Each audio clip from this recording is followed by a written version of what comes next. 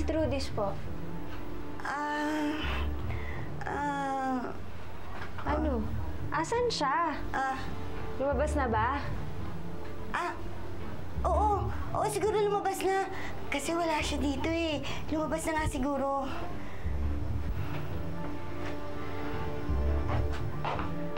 Naku, migis ka. Naku.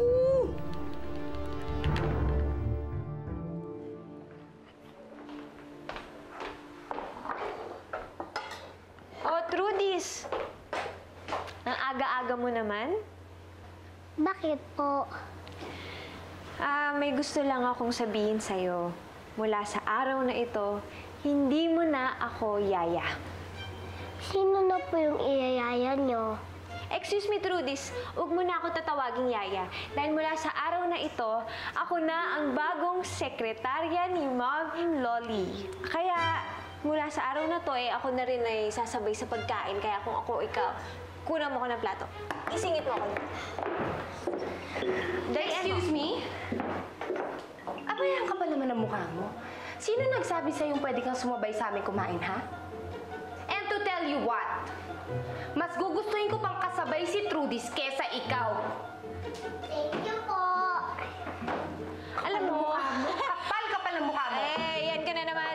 Dakdak ka ng dakdak. Kahit anong gawin mo, wala kang magagawa dito dahil ako ay may karapatan.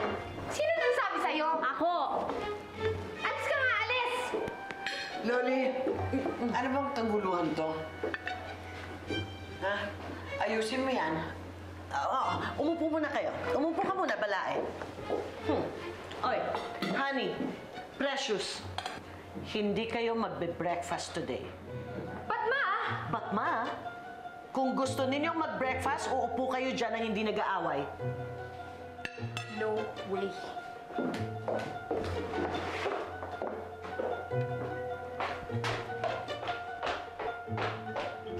Sugar, take your seat. That's better.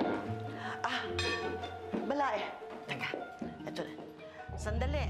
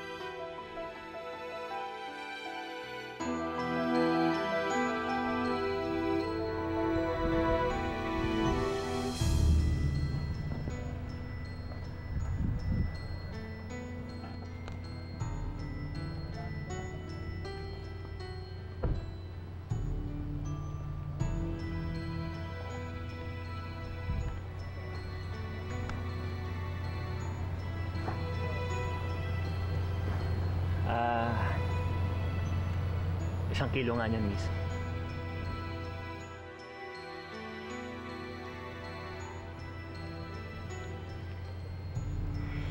Shed, galit ka pa rin ba sa akin? Pwede na ba ako magpaliwanag sa'yo ngayon?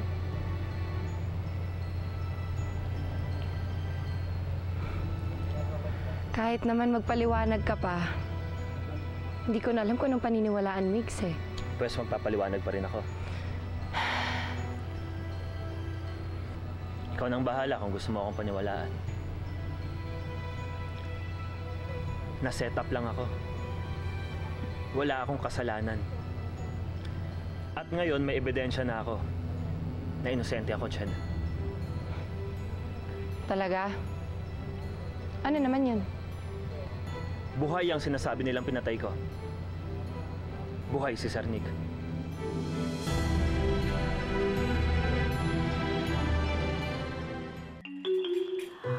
Balae, meron sana akong gustong i-bring up sa'yo. Hotdog, gusto mo? Okay. Okay. Kasi gusto ko sanang magtayo ng business. Actually, na-approve na ito ni Nick bago pa siya, alam mo na, at malapit ito sa puso niya. Ano bang business yun? Kasi Balae, maraming mga farmers dito ang umaasa lang sa sweldo nila. Ngayon, naisip namin na magtayo ng lending company para naman nang sa ganon, meron silang mapupuntahan para maghiram ng pera pag kailangan nila. Shh! Quiet kayo dyan! Ano ba? Lev! Ganon. Parang 5-6, ganon. Hindi gusto ni Nick yan. I'm very sure ayaw ni Nick yan. Pero Balae, makinig ka muna, hindi to 5-6. Mas mababa ang interest nito kaysa sa 5-6. Kaya nga, inapprove ni Nick eh. Alam mo, kung hindi nga lang maagang namatay si Nick, marami siyang mga taong mahal niya ang matutulungan niya. Kasi alam mo si Nick, masyadong malalapit sa mga mahihirap. Ang puso niya talaga nasa mga mahihirap. Alam mo, parehong-pareho kami, Balae. Kaya kami nagkakasundo eh. Malapit din ang puso ko. Rolly, don't push it, you know? Pag-iisipan ko pa. O ngayon, pwede na tayong kumain. Sure, Balae. Pwede ka nang kumain. Sige, kumain ka na. Nasisiraan ka na ba ng ulo, Migs? Nakalimutan mo na ba? Binurol si Sir Nick, ibig sabihin patay na siya. Nilibing siya eh. Nakita mo ba siyang nakaburol? Hindi, nakasarado yung kabaong niya eh. Naniniwala ka na sa akin. Kung ganon, asan si Sir Nick? Dalhin mo ako sa kanya, nasaan siya? Nasa akin siya. Nakita na rin sila ni Trudis. Sa ngayon, wala pa siyang maalala eh. Nawalan siya ng memorya. Hindi pa rin ako makapaniwala. Sandali. Totoo ba talaga to? Totoo ba yung mga sinasabi mo, Migs? Ched, wag mo muna itong sasabihin kahit na kanino. Tayong tatlo lang muna nila Trudis na nakakaalam ito. O sige. Salamat sa pagsabi sa akin, Migs. Maraming salamat. Kung meron mang tao na gusto ko malaman na inosente ako, ikaw lang yun, Ched. Ginagawa ko tong lahat para sa'yo. Alis na ako.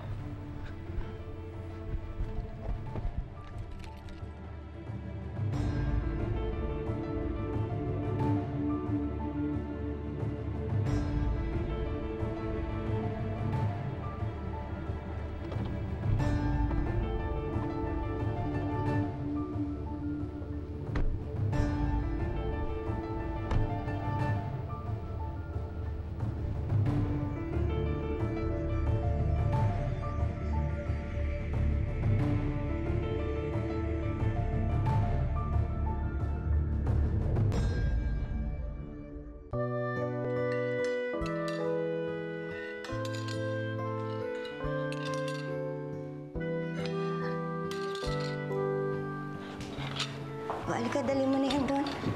Ha? Paki na lang, Inday.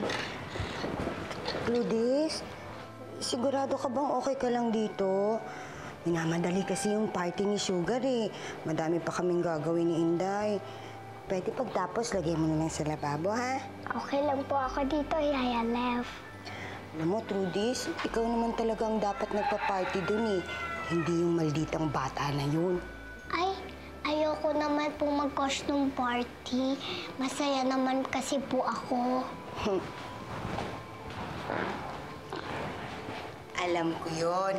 At masayang-masaya din ako para sa'yo.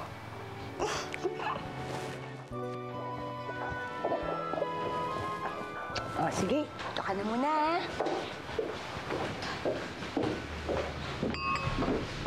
Oh, Trudis, bakit ka nandito? Dapat nandun ka sa costume party ko. Ha? Kasali ako sa costume party? Oo naman, hindi yung magiging masaya pag wala ka. May binili lang siya? Oo nga. Yun lang talaga yung ginawa niya at wala na siyang ibang sinabi sa akin. Pwede ba, Alvin? Huwag mo nga pisil-pisilin yung mga mangga. Masisira yan eh. Malis ka nga. Nanggugulo ka pa eh. Chad, huwag ka na mainis. Nagtatanong lang naman ako eh.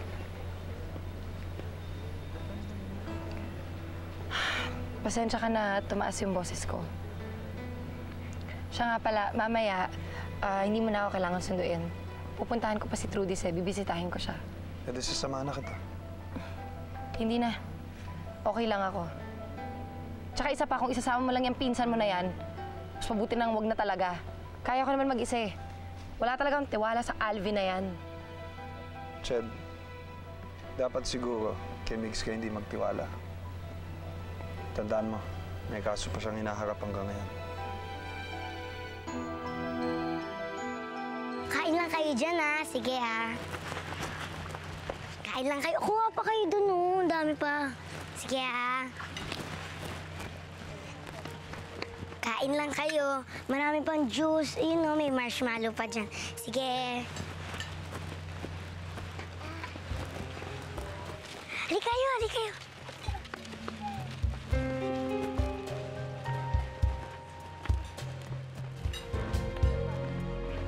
Trudis, bakit ganun ang suot mo?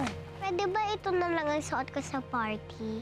May dala akong costume para sa'yo. Sige, wait lang. Kukunin ko lang, ha?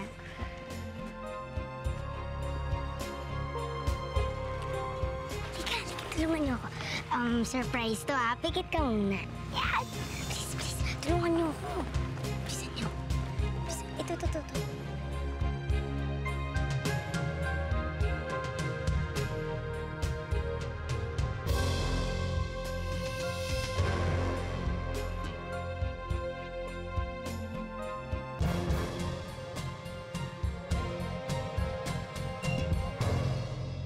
Sabi ko na nga ba, kinakawawa lang nila si Trudis dito eh. Kahit sabihin mo pa sa kanila na kinuha ko si Trudis, wala akong pake.